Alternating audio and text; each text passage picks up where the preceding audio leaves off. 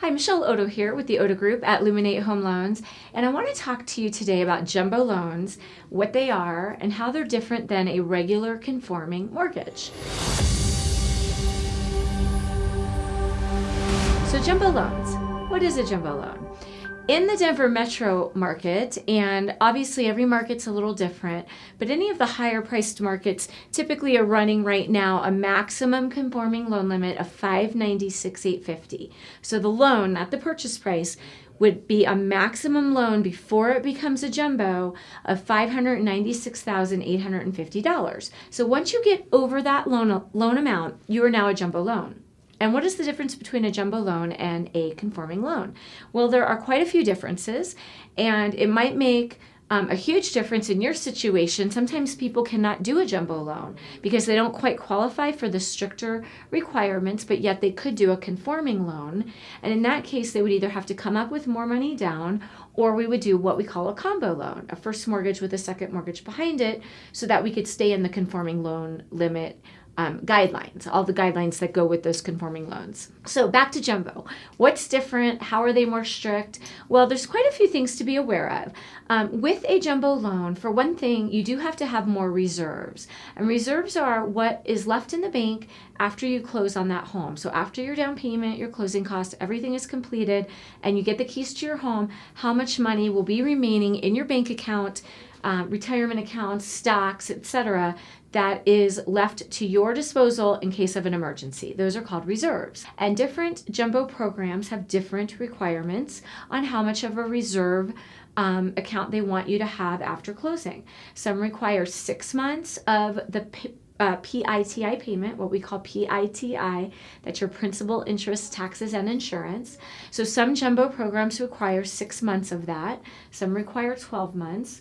Some require 18. Some even require 24 months worth of reserves, believe it or not. It has a lot to do with your loan amount, what your income versus your debt ratio is, and how many properties you own. Sometimes if you own more than one property and you're going to vacate a property that you currently live in and purchase a new property with a jumbo loan, but retain your prior property, you might have to have more reserves in addition to just the P.I.T.I. on the purchase. You might need additional P.I.T.I. reserves to cover the home you're vacating. What else is different about a jumbo loan? Well, the income versus the debt, or the debt versus income is really how we calculate it. So we take the debt and we divide by the income, and that tells you what your debt to income ratio is. And the debt to income ratios are much stricter, and they are lower on a jumbo loan than they are on a conforming loan. So typically on a conforming loan, we can go anywhere from 45 to 50% of your gross monthly income can be all mortgage and debts, could equal that 50%. If you are doing a jumbo loan, you are most likely going to need a 43% is kind of the maximum, typically what we see with most investors, but more so, more often than the 43%, most programs are calling for like a 35, a 33%, so just a lower debt to income ratio. Another thing that's different on a jumbo loan is the down payment requirement. So again, on a conforming loan, the minimum down is typically 5%, sometimes 3%, depending on your income and if you're a first-time home buyer. But most likely, it's usually 5% is the minimum on a regular conforming loan. So anything up to $596,850, you could have a 5% down payment and be left with that loan amount. If you are a jumbo loan, most jumbo investors and most of our programs that we have available, really 10% is the minimum down. More likely, we see 15 and 20% down on a jumbo loan, but you could do 10% down. We do have a 10% down, several 10% down jumbo products. But again, that's a higher down payment than you would need on conforming in terms of what the minimum requirement is. The other thing that's different about jumbo is the way income is calculated. So many times with these jumbo programs, these jumbo investors, they're very picky.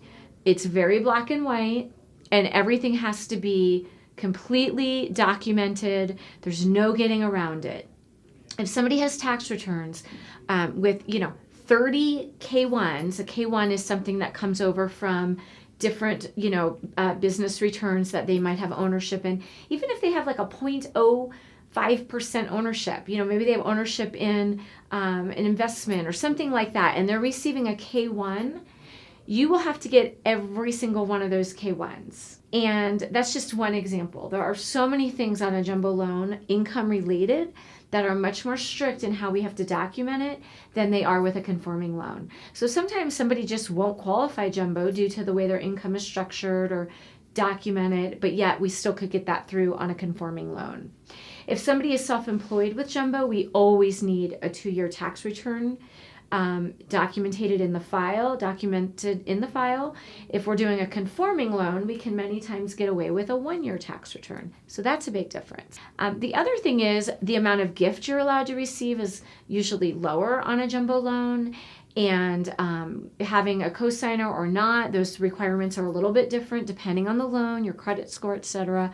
on a jumbo loan. So there just are many things on a jumbo loan that are underwritten a little more strict, by the book. There's no getting out of it. There's no exceptions. You either fit or you don't. And sometimes if it doesn't work, we have to convert that loan to a conforming loan and put a second mortgage behind it, have the borrower get more money down, or come up with another solution. But again, it's very important that when you are doing a jumbo purchase and you have a jumbo loan that you are working on with a lender, that you guarantee that that lender really knows what they're doing. Do they have experience with jumbo lending? How many jumbo loans a month do they do? Do they underwrite their loans in-house, inside the lender, or does that loan have to go outside and be underwritten somewhere else? And now you run a little bit of a risk that maybe that loan officer, broker, lender is not 100% up to speed and familiar with all the updated guidelines. So again, jumbo lending, it's really no joke. You have to know what you're doing as a lender. We know these guidelines inside out. We're very familiar with all of the guidelines. And again, we have many investors that we do jumbo loans with. So if it doesn't fit one investor, sometimes it fits another. Another few things, these are really important differences in jumbo right now that we're seeing a lot of. And that is if somebody did forbearance. Not everybody took advantage of it, but many homeowners who were self-employed or maybe they were getting a little less income during that time and got nervous, took advantage of the forbearance. So jumbo lenders, for the most part, are saying that if you took forbearance and did not make the payments during that 6-month period, and that's shown in your credit report or on your payoff, and it's very, obvious that you can see that that borrower took forbearance, they are not approving those loans, and they have a long seasoning time on the timeline on that forbearance. They're looking at like a foreclosure, believe it or not. So very, very harsh. That's different than conforming. Conforming is not doing that. If you did forbearance and you're back in good graces and you're making your payments, as long as you've made 6 payments, you could refinance like normal on a conforming loan. If you paid the back pay, you could refinance right away on a conforming loan. That is not the case on jumbo. So as you can see, there are many differences with a jumbo loan versus a conforming loan. And it's, as I say, very important to vet your lender and make sure they know how to do a jumbo loan and they know how to do it well. The last thing I'll tell you with jumbo lending that is a big difference from conforming is the amount of trade lines that you have on your credit report. Most of the jumbo investors are very picky about this, and they have very strict guidelines on how many lines of credit they want to see, how many have been open in the last 12 to 24 months, how long you've had a credit, how much of a credit history do you have you had a prior mortgage, and if not, do you have enough other trade lines? So that is very different than conforming. Conforming, you don't need to have a ton of trade lines, even 1 or 2, if your score is good, is sufficient. So as you can see, big differences, important to get with a lender that knows the guidelines. We do a lot of jumbo lending here at the Oddo Group Luminate Home Loans, and we would love to help you.